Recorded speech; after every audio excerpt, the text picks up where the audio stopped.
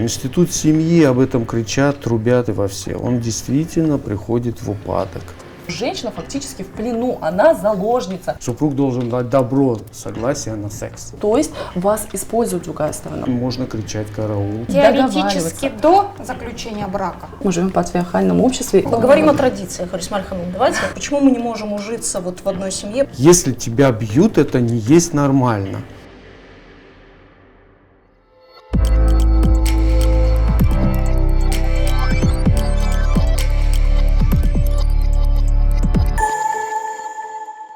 Крымско-татарская семья пережила разные события, но главное, что она выжила во время депортации и состоялась после.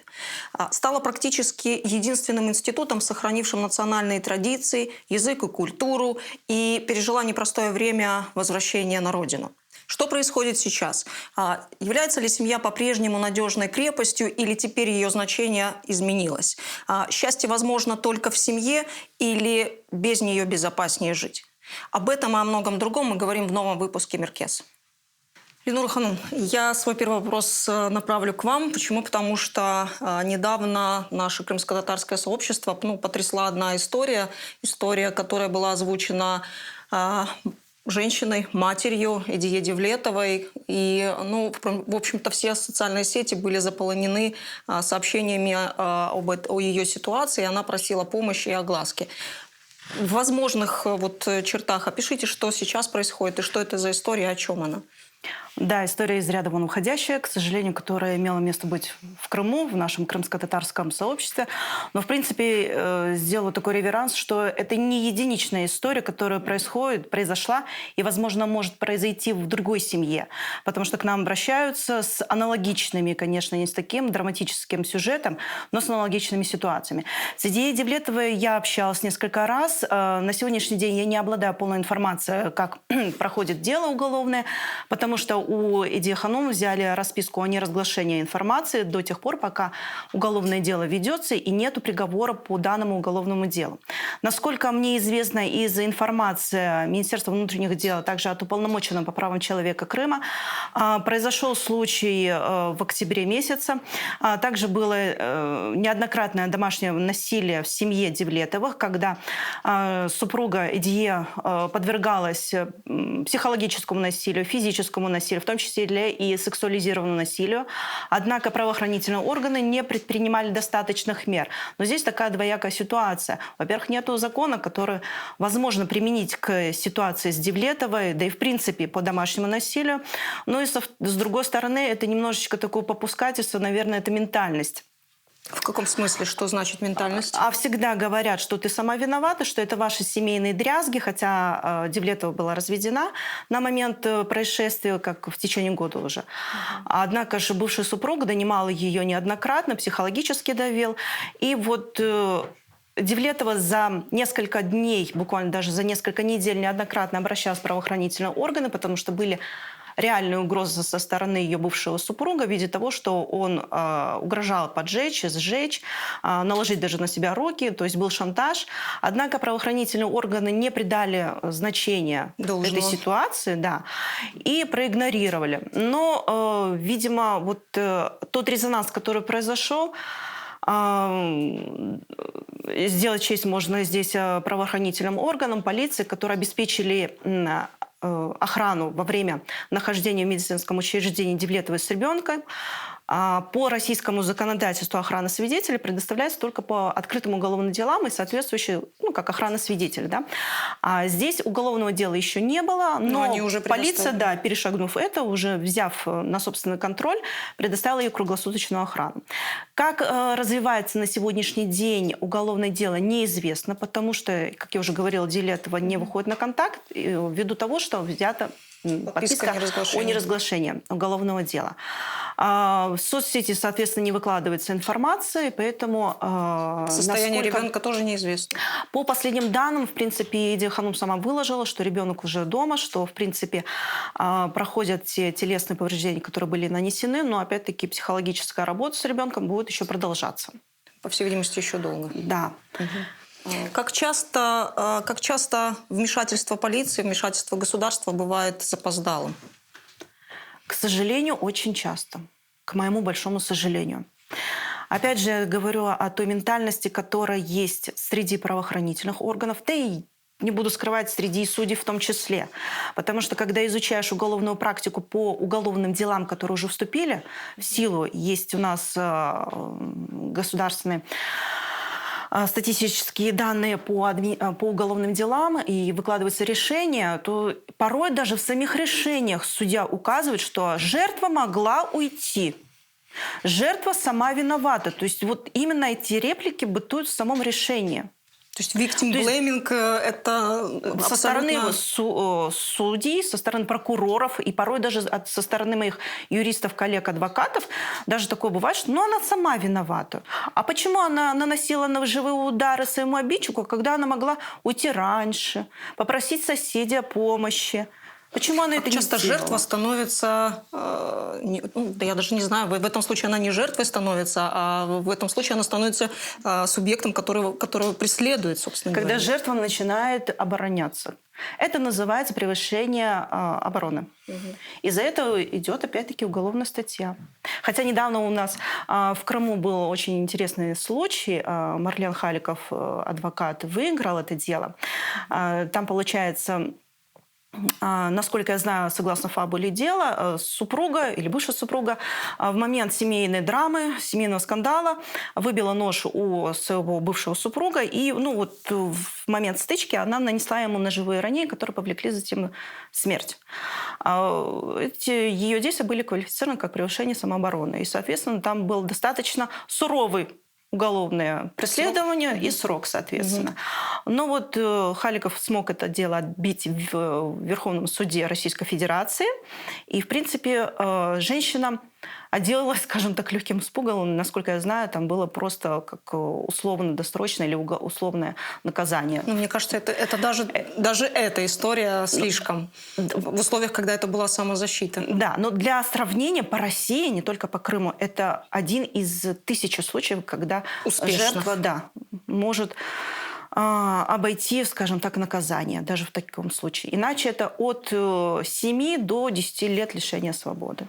Еще немного статистики, не статистики, а фактажа скорее, да.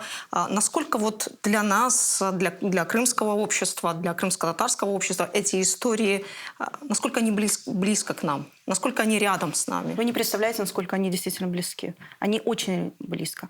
Они находятся вот рядом. Буквально с кем не пообщайся на эту тему, кто-то где-то сталкивался. Не сам, так через своих родственников. И я вам скажу, к нам обращаются очень много женщин. Мы сами удивлены, что мы не ожидали такого наплыва.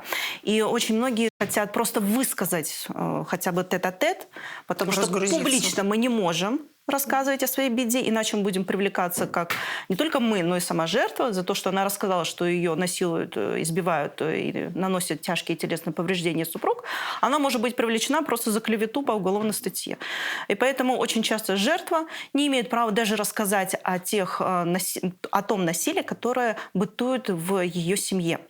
И к нам обращаются вот таких Эдиевлетовых очень много. Условных. Конечно, да, не с таким драматическим концом, но опять-таки есть, мы даже подразделяем те угрозы, которые испытывает жертва. Это обязательно «я тебя сожгу», это первое у нас стоит всегда. Второе идет «я тебя убью и расчленю». Вот эти вот стандартные угрозы. Если женщина уйдет из семьи, если она будет жаловаться. В принципе, она в плену, ей деваться некуда. Это какие-то туманные угрозы, что ты никуда не денешься, ты полностью в моей власти. Не всегда туманные. Иногда говорят, вот у нас стоит канистра с бензином. Да, я хочу сказать, что не всегда обязательно прибегать к физическому насилию. Иногда можно запугивать жертву и без физического насилия. Да, но вот какими-то туманными угрозами я знаю, что в сети есть случаи, где уже после трагического исхода говорят о том, что жертве дарили, допустим, на какое-то их важное семейное событие торт, он как бы окровавленный был, то есть намек, сигнал, то есть очень много психологическое давление. Да, именно фокус абьюзера действовать не так явно, не оставлять следов своих действий, не оставлять не оставлять то, что можно будет расценить как преступление. Преступление нужно уметь доказать. И проблема женщин, страдающих в абьюзивных отношениях, то, что ты попробуй докажи. Вот попробуй и докажи. Пока не доказала, это не действительно. Ни закона нет о насилии домашнем, ни закон о психиатрической помощи. Он настолько несовершенен, что этот же, скажем так, ну, в принципе, он действует как преступник. Но... Ну, никто его не рассматривает как преступника, к сожалению. Никто его не рассматривает как преступник. И по закону о психиатрической помощи я могу настаивать, допустим, на принудительной госпитализации, на принудительном освидетельствовании. Будет ли оно выполнено? Вот, если это только в том случае, если я как-то могу доказать, что в суде я как врач могу доказать, что он несет угрозу себе или окружающим. Но эта угроза должна быть как-то зафиксирована. Как ее фиксировать, если туманные угрозы, он что-то там говорит, но никто это не может подтвердить, доказать. Слушайте, ну в случае, вот о котором мы говорили, да, с Дией Девлетовой, там вполне видите, конкретные материальные доказательства, я так вижу, в виде смс, сообщений и так далее. Да, но, к сожалению. Седамет Бей, в какой момент и что происходит с человеком, что вот применение силы становится единственным инструментом для вот единственной вообще возможностью коммуницирования? Что происходит в голове? Что происходит с человеком? Почему человек доходит до такого состояния? Ну, мы, в принципе, если говорить о непосредственно таких формах, да, оказания насилия, вот сейчас было упомянуто, человек оборонялся. Это первое. То есть он инициативу первично к насилию, да, не проявлял. Но это в случае, мы говорим, да, когда да. И тогда самозащита. Да. Второе, мы часто можем, бывает такое, что можно прекратить какое-нибудь опасное действие, например, истерику какую-нибудь грубую, да, с каким-нибудь, если человек может себе нанести какое-то увечье, опасное что-нибудь со здоровьем, жизнью, можем приостановить. Это тоже будет оправдано. Но то, что вы говорите, что может быть для того, чтобы человек вот сделал, мне достаточно сложно это, конечно, понять. Ты либо это делаешь целенаправленно, либо ты это делаешь ситуационно обусловленно, и тогда ты находишься в состоянии аффекта. Либо у тебя есть то, что называют какие-то устойчивые, да, вот психопатизированные какие-то особенности личности, и тогда ты склонен это демонстрировать. Других причин я для этого не вижу. То есть чаще всего, вот когда мы говорим о жертвах домашнего насилия, и это чаще всего какая-то история, болезненная история? Вот то, что сейчас было перечислено, я подозреваю, я думаю, мне коллега не даст, соврать, что, скорее всего, маркеры – это психопатическая личность. Сейчас этот термин не очень используется, но, в принципе, он описывает то же самое. Это некоторого рода болезненное развитие личности, да, расстройство личности. И тогда человек действительно устойчиво, систематически склонен проявлять эти. И те случаи, которые мы сегодня пока перечислили, это больше маркеры вот именно психопатического расстройства. И это тяжелый случай.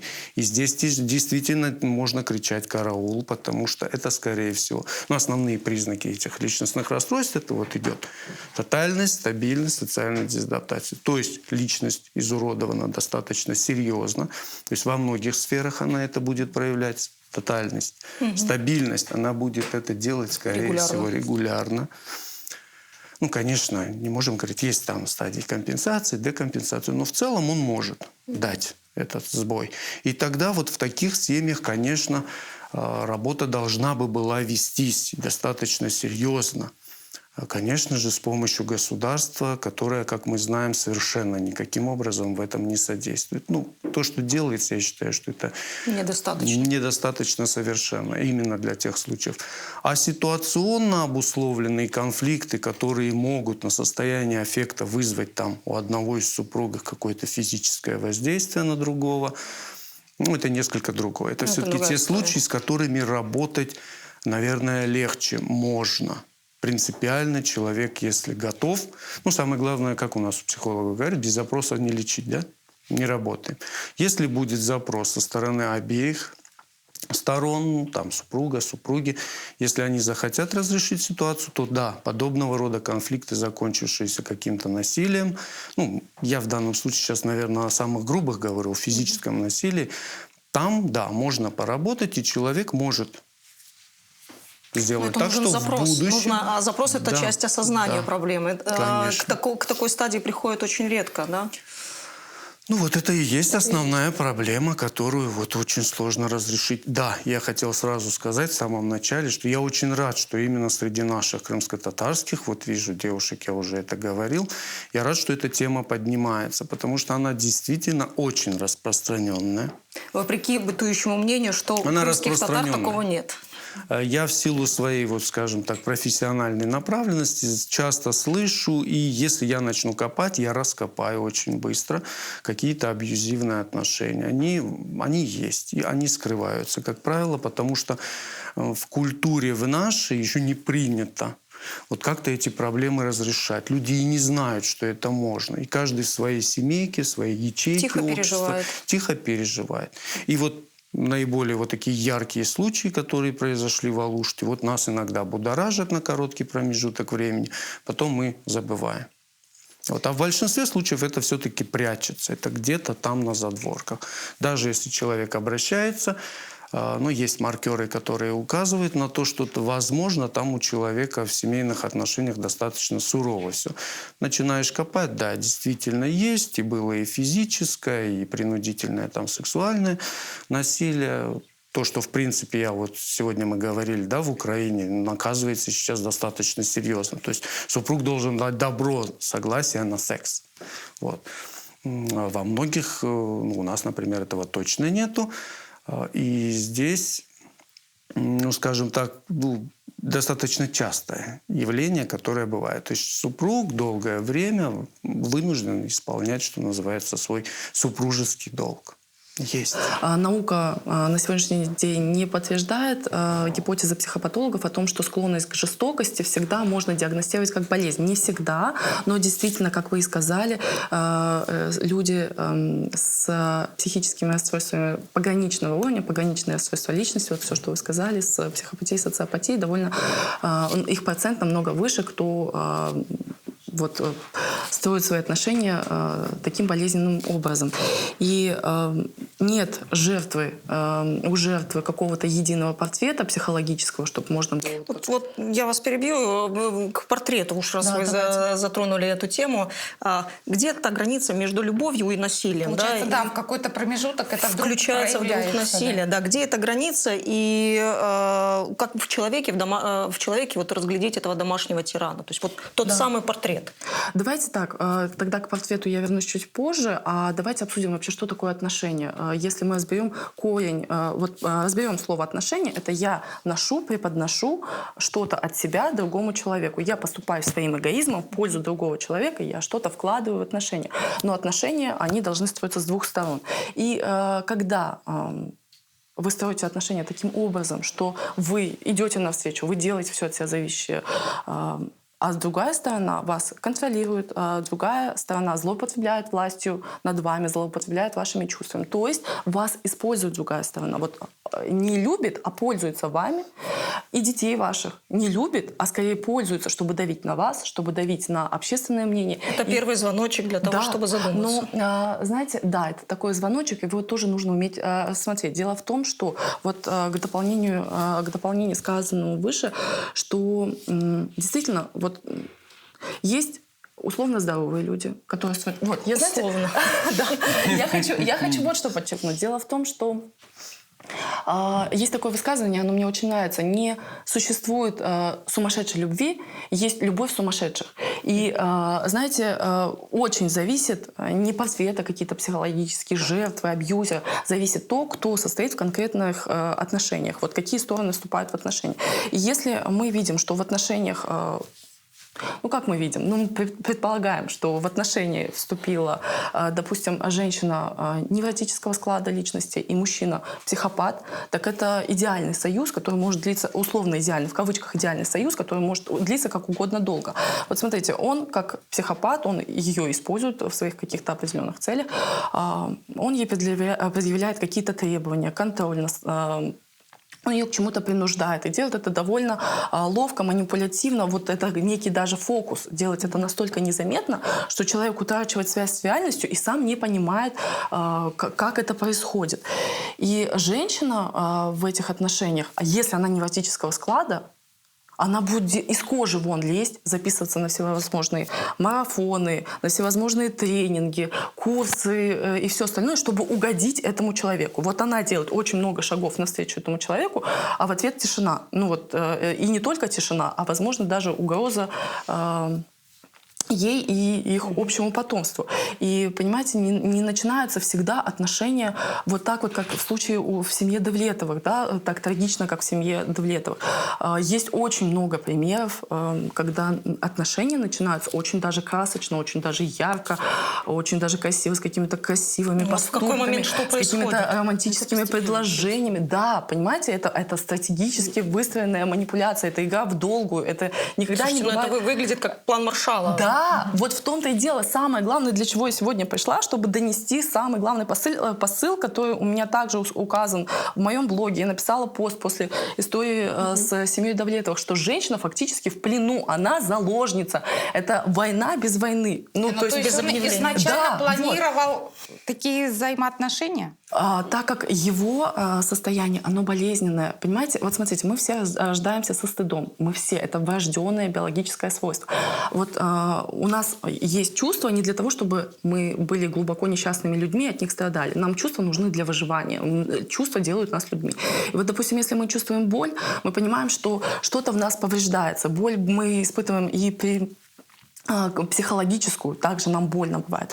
Если мы испытываем страх, мы понимаем, что нашей жизни что-то угрожает. Если мы испытываем стыд, то это о чем говорит? О том, что сейчас что-то с нашими социальными взаимоотношениями не так, и нам нужно как-то постараться что-то изменить, что-то исправить. И вот женщина с невротическими чертами, ей насаждает стыд, ее психопат-муж ее использует ее чувство любви и стыда, и говорит: ты недостаточно хороша, это все из-за тебя, наши дети страдают из-за тебя, ты все должна, я тебя буду контролировать максимально, а вот ты старайся, ты давай как-то прилагай усилия. Вот без участия государства, наверное, и вообще включения каких-то органов, государственных, социальных органов, да, или вообще институций, эти истории очень сложно и выявить, и предотвратить. Вот когда наши социальные органы социальной защиты включаются, и включаются ли, на какой стадии? На стадии предотвращения или вы уже боретесь с последствиями?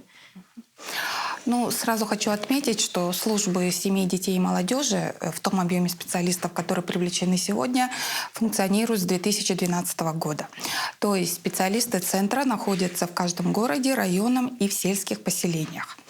Мы максимально стараемся охватить на своей территории все семьи, которые входят в так называемую группу риска. Не как охват положительных семей, которых, честно говоря, жертвы насилия... Я перебью. Да. Вот эти вот признаки рисков, да, вот как это выявляется? Это, в принципе, совместная работа со всеми субъектами: школа, медицина, органы опеки по делам детей и несовершеннолетних, и в том числе сообщения соседей, друзей, родственников. То есть если молчат соседи, если не сигнализирует полиция, если школа никак не... Мы не знаем, да. Это может происходить То есть если тихо. мы знаем, что в семье мама и родители оба злоупотребляют спиртными напитками, да, это сразу группа риска, и мы независимо, хотят они или не хотят, мы вхожи в эту семью и, соответственно, проводим определенную работу.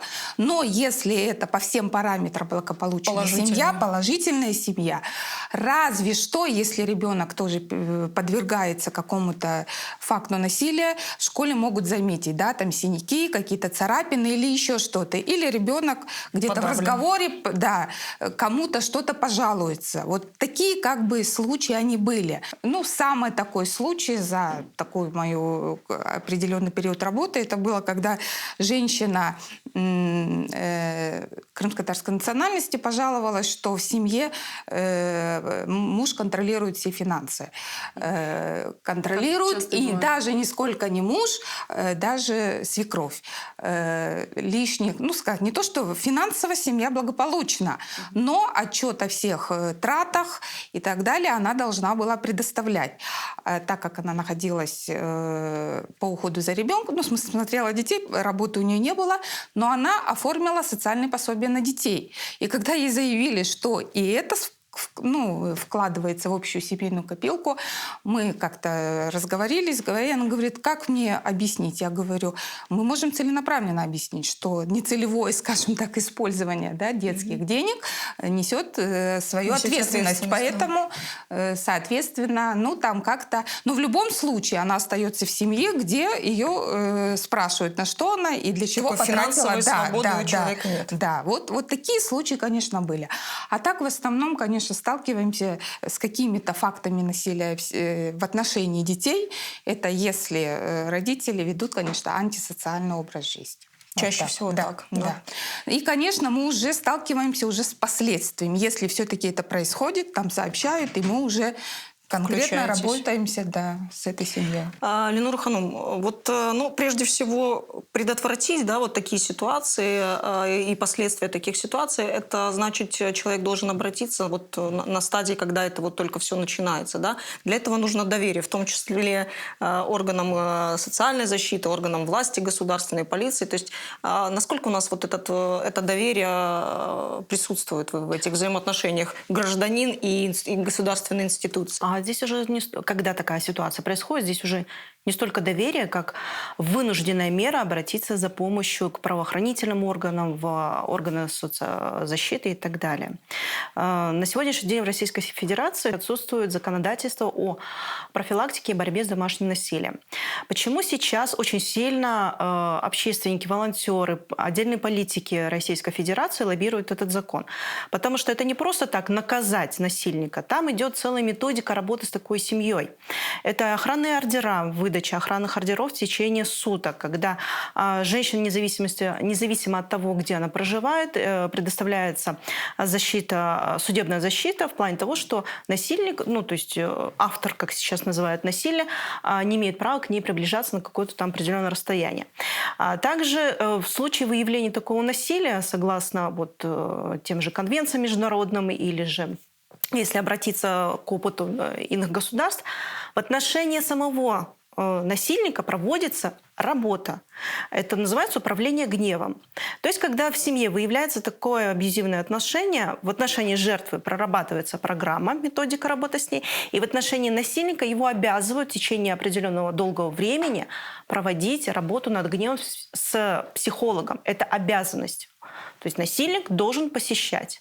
И поэтому, действительно, как сказали наши психологи, что почему насильник становится насильником? Какие-то травмы детские, какой-то в принципе, склад ума, скажем так, насильника. И с этим надо работать, а не просто его стигматизировать, что ты убийца, ты преступник и так далее. Как можно больше специалистов и в числе крымских татар. И, знаете, мужчинам эффективнее помогают мужчины. Поэтому я хочу сказать о том, что есть, если молодые специалисты, которые думают, куда же им податься, так нам нужно как можно больше, еще больше мужчин крымских татар, врачей, психотерапевтов. Нам как минимум нужно для себя так включить эту опцию, что это не постыдно, это нормально обращаться за помощью к психологу. Так я живое подтверждение того, что это нужно нам. Это работает. Седамит Бей. Пандемия у нас очень много всего изменила в нашей жизни, и включила какие-то новые наши рецепторы, новые наши какие-то социальные привычки и так далее. Я так думаю, что пандемия, не думаю, об этом и статистика говорит, что пандемия повлияла и на отношения внутри семьи. И статистика с таких абьюзивных отношений во время локдаунов и во всех этих историй, она в разы увеличилась. Почему мы не можем ужиться в одной семье? Почему такое скажем так, сближение на время, скажем так, провоцирует такие конфликты, провоцирует такую модель поведения? Я могу лишь гипотезу свою собственную предположение Мы здесь все предполагаем, по поводу этого. Но это, конечно, касается именно локдауна, когда люди ограничены в выходе, они должны находиться в одних территориальных рамках. Почему это происходит? Скажем так, как я вижу, институт семьи об этом кричат, трубят и во все. Он действительно приходит в упадок. Что это По значит? инерции люди сходятся. Потому что надо. Потому что, попробовать либо надо, либо кто-то с более стойкими убеждениями. Но то, что было ранее, и то, что есть сейчас, все-таки культура семьи достаточно в очень печальном состоянии находятся. И поэтому люди, которые находятся в одном пространстве, они очень быстро обостряются все те проблемы, которые имели место быть. Но это основное то, что может быть. Потому что большинство нашей нынешней жизни, оно как бы вовне семьи. Это связано тоже с рядом причин экономического чаще характера. Люди живут вне дома. И вот, возвращаясь домой, они выполняют какую-либо одну функцию. Очень часто же тоже полно всяких мемов, где показывается роль мужчины, который, что называется, на диване с газеткой. Вот, может не узнавать жену, которая в противогазе. Ну ты что, брови выщипала? Ну вот как бы так, это есть действительно. И вот когда эти локдауны появились, люди долгое время должны были, вынуждены были, а они даже поговорить не знают о чем. Нет общего. Потому что, да, в едином пространстве, единое время, оно заставляет актуализироваться многие проблемы семей. И если в семье их много, то, конечно же, и до абьюзивных каких-то отношений или для какого-то фактов домашнего насилия шаг один, недалеко. Это есть. Это вот основная причина, которая. А вот по поводу того, что вот вы говорили, мне захотелось вмешаться в плане портрета, я слышал про стигматизацию. Мой богатый опыт преподавателя, я работал на филфаке, и там как бы преимущественно, не только на филфаке, много где работал, но преимущественно, вот как факультет невест назывался, очень много девушек было. Поэтому, конечно, у меня богатейший опыт, знания, то, как выстраивают они отношения. И вот абьюзеров, таких классических, типичных, сплошь и рядом было видно. То есть я мог даже угадывать о наличии абьюзера просто по изменению поведения девушки. Тогда как многие из них обращались за консультацией, там очень легко было выявить, что человек вступает. И ты смотришь в динамике, как этот человек, вступая в эти отношения, к чему в итоге к чему это приводит. Мы вот сегодня говорили, есть ли портрет. В принципе, выделяют различные портреты тех типичных личностей, которые будут склонны. Да? Это мы уже сегодня упоминали, это слово психопатизированная личность. Психопатов на самом деле много, или расстройств личности, они разного спектра. Наиболее склонные, это такие как их раньше называли, возбудимого круга. Тяжелые личности. Это параноидные, сверходержимые, такие упертые, которым постоянно кажется, что ему изменяют или что-то такое. Это нарциссические личности. Это люди, которые всю их любовь, грандиозная любовь к себе, да, у них постоянно есть стремление использовать партнера как некоторую демонстрацию собственного величия. Тоже такая крайне дисгармоничная личность. И если я там вижу, что отношения построились в таких семьях, не знаю, девушки, я видел оптимиста, я пессимист, сразу скажу, потому что да, можно. Но в современных социальных условиях, при той поддержке, которую мы получаем извне, от государства, все это, скажем так, выглядит очень печально. Поэтому, взявшись за это дело, ты рискуешь минимум очередной раз убедиться в бесперспективности всей этой затеи. Вылечить нельзя? Наверное, можно. Наверное, что-то происходит. Но если изначально такие дисгармоничные отношения, как лучшая семья, в таких, именно если абьюзивная, да, если в шутку тоже где-то такой юмор видел, это семья БДСМ. Один садист, другой мазохист. И вроде бы дополняют, и семья живет. Это такая черный юмор. Версия, черный юмор, да? В данном случае. Очень хорошо сожительствуют. Да. То есть там и... я бы не хотела, в чтобы каждой подумали, шутке что есть. жертвы действительно из мазохистических... Но в целом есть определенный тип, который действительно коррекции поддается с трудом. И поэтому иногда его просто бывало наблюдать жалко. Потому что они часто выбирают себе еще достаточно... например, нарциссические личности, они любят каких? В первую очередь красивая, броская, которая нравится всем. И ее нужно забрать, дабы другие, видя ее, восторгались мной, который ею обладает. Такой, да, сценарий. И потом просто смотришь, куда это все приводит, чем это заканчивается. Жертвы бывают, давайте сразу говоримся, чтобы быть объективными, жертвы бывают не только женщины, жертвами бывают и мужчины, в том числе и дети, в первую очередь, да? Да. Седмин Бей, немножко такой вопрос. Почему жертва терпит? Почему жертва не говорит вслух об этом? Почему жертва либо она не осознает эти нюансы? Почему в конечном итоге всегда обвиняют жертву?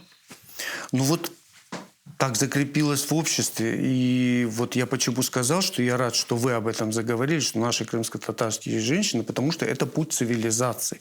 Вообще вот развитие всех этих форм, это, конечно, движение человечества, человека к цивилизованным формам взаимодействия. И мы на этом пути находимся. Так вот, мы намного дальше находимся, чем, например, некоторые европейские государства, где эти вещи уже проработаны. Мы вот как бы только на этом пути. Мы прорабатываем, мы вырабатываем, мы узнаем, да, эти вещи. Почему жертва терпит? От неспособности диагностировать, признаться себе или... Вообще виктимология – это целый раздел. Там очень много и классификации этих виктимных, жертв, грубо говоря, виктимного поведения, самих жертв. Там это очень много.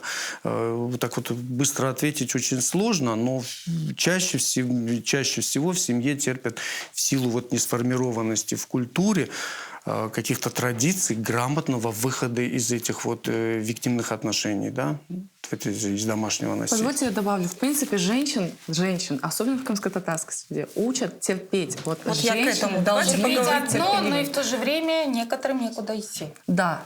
Ну, вот смотрите, я дополню. Поговорим о традициях, Рисмаль Ханум. Давайте. Насколько это влияет? Насколько вот эта атмосфера, да, традиционная, национальная, этническая, неважно. Да, мы сейчас говорим не только о крымских татарах, мы говорим вообще, да, потому что, действительно, в обществе люди живут по каким-то правилам, да, это становится социальной нормой определенной.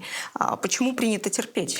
Сначала я начну так. Смотрите, отношения, как я уже говорила, они должны... Два человека должны в эти отношения вкладывать, и два человека должны уметь договариваться по 4 ключевым параметрам. Это как они будут вести совместное хозяйство, как они будут вести экономику этой семьи, да, материально-финансовые проблемы решать совместно. Дальше это эмоциональная поддержка с обоих сторон. Не только так, что там ты мне должен, а я тебе не должна, или ты мне должна. Обязана. Да, я не обязана. Да.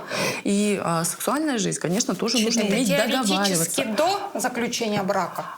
Смотрите, Или уже практически? Хороший вопрос. У нас же браки по-разному создаются. Условно, да, в идеале, как будто бы должны быть оговорены все эти моменты еще до заключения брака. Мне сложно представить, когда идет такой цветочно-конфетный период, и вдруг возникают такие серьезные рациональные вещи. А говорить нужно об этом. Да, важно говорить об этом, но если это действительно абьюзивные отношения, опять же, фокус же в том, что это чаще всего ничего не предвещало беды. Мы все живем в патриархальном обществе. В 21 веке, хотим мы этого или нет, мы живем в патриархальном обществе, в этом есть определенные выгоды, безусловно, но также, как побочное явление того, что мы живем в патриархальном обществе, у нас имеется проблема насилия и домашнего насилия. И на сегодняшний день самым опасным местом для женщины в 21 веке по-прежнему остается ее дом, самым опасным человеком является ее муж. Это чудовищно, конечно же. Но если мы говорим в национальном таком ключе, да, то давайте начнем с того, что мы как-то же воспитываем своих детей изначально. И вот как воспитывают изначально мальчиков, как воспитывают девочек, по-разному. Девочкам предъявляются очень разные, сложные, противоречивые требования. Это какой-то целый клубок требований, которые ты выполняешь, и все равно конца края нет, и все равно ты недостаточно хороша. Вот. В принципе, также с детства идет посыл. Девочка старается как можно больше. Мы все закладываем с модель поведения, закладываем ты должна с детства. больше заботиться, ты должна проявлять больше терпения. Очень много долженствований. Мальчика, как мы воспитываем? Ты должен уметь все контролировать, у тебя все должно быть под контролем, и в первую очередь у тебя должны быть под контролем твои чувства. Не проявляй, особенно негативных чувств, ты не имеешь никакого права. Не ты плачь. Же мальчик. Да, ты мужчина, ты мальчик. Такие особенно... Все нахайсы. Да, и особенно мужчины, в принципе, да. Мужчина, не имея возможности проявлять свои негативные чувства, не имея возможности проявлять свою уязвимость, слабость, хотя они живые люди и тоже имеют на это вполне какие-то определенные основания. Они копят этот стыд, годами копят в себе этот стыд, который никуда не может выйти каким-то рациональным образом. И все это оборачивается вот такими трагическими последствиями, когда он в итоге всю жизнь молчал в своей семье, создал свою семью, и это говорится на своей жене, грубо говоря, потому что это единственное место, где, в принципе, он себе может проявлять эту власть. Вот видите, когда такое жесткое распределение гендерных ролей, то в крайности мы впадаем, просто впадаем в какие-то крайности. И в 21 веке нам нужно пересмотреть свое отношение и к воспитанию в какой-то мере. И, знаете, я когда думала на тему в национальном разрезе, да, у нас же есть такая замечательная национальная идея, что нас спасет, если в каждой семье будет 4 детей. Дёрт без нахутараджа. Да, замечательная идея, я ее не могу не поддержать, но в то же время это же подразумевает то, что если мы будем по прежним стандартам воспитывать мальчиков и девочек, то как эти девочки должны поднимать 4, а то и больше детей, если у нее не будет заботы, поддержки, о каком развитии нации? Мы можем сколько угодно работать над количеством, но над качеством тоже нужно задуматься. Согласна с вами, Лелю Ханум. Когда жертва решила действовать, когда жертва поняла, что для нее эти отношения оборачиваются трагедией, могут обернуться, точнее, трагедией, какой набор возможностей у нее есть и чем могут помочь социальные службы? Ну, конечно, если это уже не происходит определенная трагедия, не обращение в правоохранительные органы, если это на стадии какой-то помощи, может быть, как-то можно разрулить всю эту ситуацию, при обращении к нам наше главное первичное действие — это выслушать, эмоционально поддержать и уже направить конкретно, куда можно. У нас есть определенный ряд адресов государственных и уже негосударственных учреждений, о которых мы, если узнаем, соответственно, рассказываем. Но одно из государственных мест поддержки, где женщина, может быть, даже сможет перебыть какое-то время, если она не может жить в доме, это в Гвардейском центре социально-психологической помощи, где конкретно может мама со своим ребенком прожить какое-то определенное время. И если эта женщина беременная, тоже может там быть и, родив ребенка, тоже какое-то время пробыть. Пока для решения своих дальнейших проблем. Если это уже окончательное решение ухода из семьи и, допустим, ей некому обратиться, кроме государственного учреждения, а там уже дальше в связке помогать и как-то привлекать кого-то для помощи в материальном обеспечении, трудовом обеспечении, получении, может, образования и так далее, и так далее. В этом плане как-то есть. То есть некоторая подушка безопасности может быть совсем, чтобы некуда обратиться, такого у женщины нет. Мерьем Хале, расскажите об этом подробнее. Что это за институция, что это за организация, чем занимается, почему к вам обращаются и чем вы можете помочь?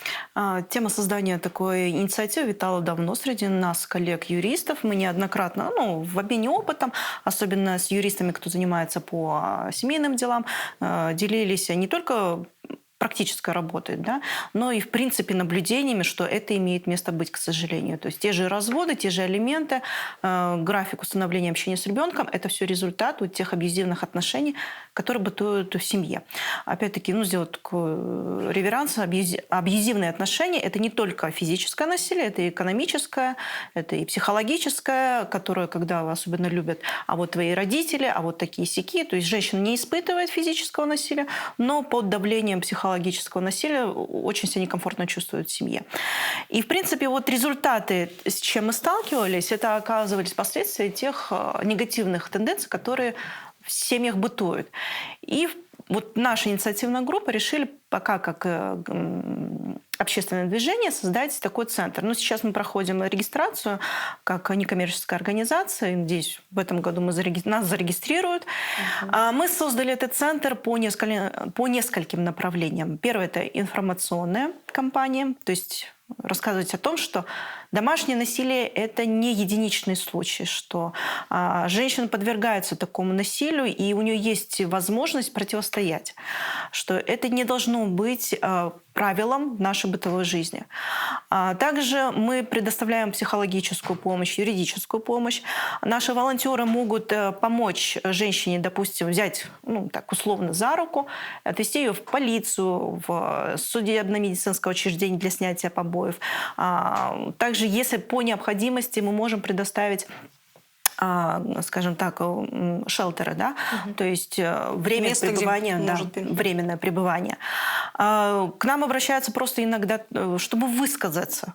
Потому что публично женщины на сегодняшний день не имеют права рассказывать о том, что происходит, потому что это может быть расценено, как я уже говорила, что она несет ответственность за клевета. это, Да. Поэтому просто иногда рассказать. Мы предоставляем полную анонимность, конфиденциальность, данные не разглашаем третьим лицам. И те истории, которые мы выносим на публичность, это исключительно с разрешения непосредственно жертвы домашнего насилия. Вы знаете, очень много обращаются женщин. Мы Я сами не хотела ожидали, спросить, насколько востребованы ваши да, вот такие условия. что такой будет поток. Иногда просто они говорят, просто им надо рассказать. У нас круглосуточно работает чат, потому что иногда им легче написать, чем позвонить и сказать. И нам пишут и в 2 часа ночи, и в 3 часа ночи. И вот просто идет диалог. Когда спрашиваешь, задаешь такие анкетные вопросы, вам необходима сейчас именно помощь, вы сейчас находитесь в ситуации, которая угрожает вашей жизни, нет. Просто вот я доведена вот в 2 часа ночи до такого состояния, что мне надо с кем-то поговорить. Ну и сидишь, конечно, переписываешь, что наши девочки работают. Вы знаете, что я наблюдаю? Вот когда начинаешь работать в плане абьюза, это затрагивает все-таки гендерное право, вот даже такое вот несколько случаев элементарных. Как-то мы сидим в компании, и один говорит: ой, я сейчас вот расскажу вам анекдот. И он рассказывает. Муж приехал с работы, а жена ничего не приготовила, она просто ему там доширак запарила и поставила. А муж говорит: сейчас я позвоню по телефону, берет телефон, это анекдот, и звонит в скорую, говорит: вы знаете, приезжайте, у меня жена здесь травму черепа получила, 2 раза в обморок упала. Жена это услышав, в испуге говорит: да сейчас я тебе приготовлю. Вы знаете, все такие сидят и смеются. Я говорю: подождите, стоп, а на чем вы смеетесь? Из-за того, что жена не приготовила ужин, она может получить телесные повреждения, которые могут повлечь смерть, допустим, да, или инвалидизацию. На чем вы смеетесь? Через юмор очень много заходит. Вот помните, в советское время был юмор политический. В 90-х годах, когда возник вопрос имущества, там юмор про тещу. А сейчас у нас юмор про женщин. Да. И вот такой вот именно низкопробный юмор с матами, с очень негативной лексикой. Юмор очень многие вещи легитимизирует, это однозначно. С одной стороны, он высвобождает, да, и это его функция очень полезна, но я, может быть, пример не совсем из темы насилия, хотя можно подвязать. Я, например, долгое время не мог смотреть вот юмор 95-го квартала. Не мог. Потому что все жестко, все четко, все видят, действительно видят прям вот от и до. Но вот этот юмор в сознании вот этих хохочущих масс, он легитимизирует, что вот так и должно быть, так и принято. Дамир Бей, что происходит с человеком вот после таких деструктивных отношений? Почему я об этом вас спрашиваю? Потому что хочется понять, не понять, а донести до людей последствия вот такого рода. Как долго можно терпеть и нужно ли терпеть? Что потом с нами произойдет? Вот я уже который раз ловлю себя на мысли, что вы хотите универсальное услышать. Я понимаю, что универсального ничего Вопросы не будет. задаете именно такие, которые хотелось бы услышать, именно все некий хотят сразу универсаль. готовый рецепт, да. Если говорить о ситуационно обусловленных, какой финал? Самое главное, что жертва, вот та, о которой мы сказали, она должна понимать, что в принципе это не есть норма. Каждый должен понимать, если тебя бьют, это не есть нормально. И поэтому вот эти вещи, самое первое. Ты должен понимать, что жертвой ты не должен быть. Вот когда только это главное ты для себя примешь, уже дальше легко выстраивать. Второе, сделай шаг навстречу людям, которые могут тебе в этом помочь. В твоем значимом окружении, скорее всего, есть кто-то из взрослых, кто действительно здравомыслящий и сумеет тебе данную по минимальной перенаправить тебя куда-то. Это вот будет нормой. Это первый шаг, самый главный. Изначально, вступая в отношения, не спешить из родительской семьи, бежать в семью мужа, а разобраться сначала прежде с собой, с тем, кто ты, какая ты, кто твои близкие и дальние люди, на кого ты впоследствии сможешь опираться, рассчитывать. Только когда ты научишься справляться со своими, достигнешь некой эмоциональной зрелости, вот только тогда получишь какой-то все-таки жизненный опыт. Все-таки пересмотреть родителям, если у вас появляются дочери, да, конечно, у нас есть все-таки, как в патриархальном обществе, культ мужчин, но воспитание дочерей также следует несколько пересмотреть. Чохсагунус. Прежде чем мы перейдем к блицам, хотелось бы сказать, что крымско-татарская семья остается самым стабильным и устойчивым институтом, где мы проходим и получаем первый опыт поведения, мы проходим социализацию. И важно, очень важно, чтобы наши дети получали правильные ответы на те вопросы, которые могут возникнуть у них во взрослой жизни. Важны личные границы, важны правила ненасилия, важны разговоры друг с другом. Не стесняйтесь говорить друг с другом, не бойтесь говорить правду друг другу. Это очень важно. Эрисмаль Ханум, любовь или доверие? Все же доверие. Саунус. Ленур Ханум, статус или безопасность? Безопасность. Саунус. Лилия Ханум, чем мы должны быть мотивированы? Социальными нормами или индивидуальным благополучием? Индивидуальным благополучием. Саунус. Сидамит Бей, стыд или вина? Ой. И то должно быть в меру, вместо. Если этого становится много, с этим надо работать. Саунус. Чохсагунус. Это был проект Меркес. До встречи в новых выпусках.